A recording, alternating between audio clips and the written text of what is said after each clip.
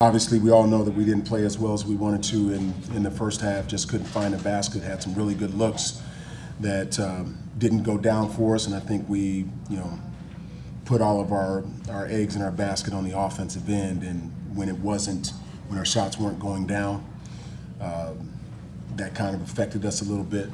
And the one thing that you take solace out of is, they only scored 30 points and they shot 40% from the field. So while our defense was still relatively good, I wish we could have been able to do some things offensively to help us. The second half was a lot better.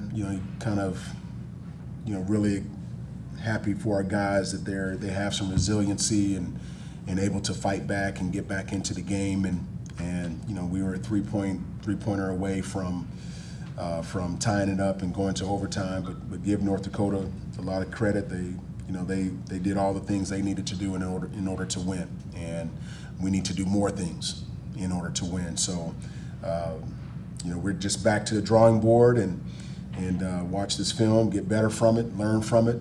And as we continue to get our new guys acclimated to each other, our system, what we're trying to do, I think that we do have a chance to be good, but we have to get in the ledger on the winning side. So yeah, it's going to take some time for our guys to, with any team, the best teams, they go through it, where you acquire or have some new guys on your roster, and it just takes some time to figure that out. We'll get there, and I love our guys. I wouldn't trade them for anyone in the world because they work hard every single day.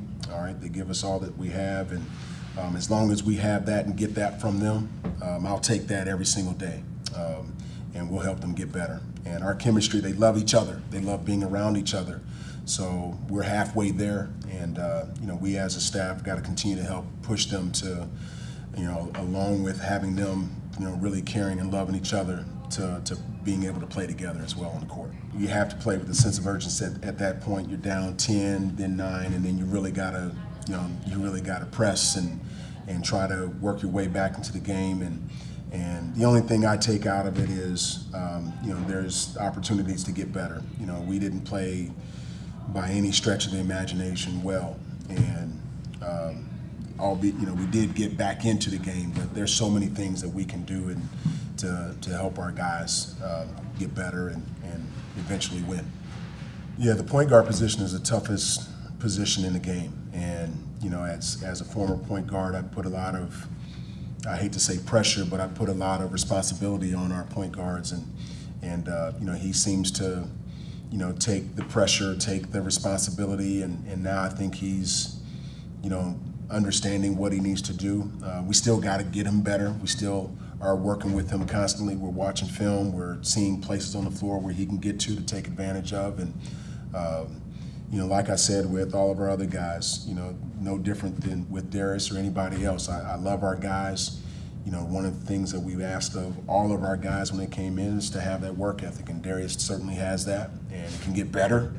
But I think he's working his way back into Division I. He had already been here at another program, but getting back into it, I think he understands, his niche on the floor out there.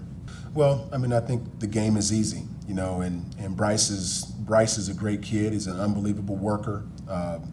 He epitomizes what you want of a student athlete at Milwaukee, and I wouldn't trade him for the world. And we just felt like, with Darius being productive, it's not a slight against Bryce, but Darius, his productivity in the last game against Boston College, we had to, I wanted to try to get off to a good start. Not that we did tonight, but and with Bryce coming off the bench, it gives us a veteran guy off the bench. So I think that we can work with those two guys in however sequence and however way that we want to use them, but yeah, there's nothing wrong with Bryce. I'll trust him any day of the week.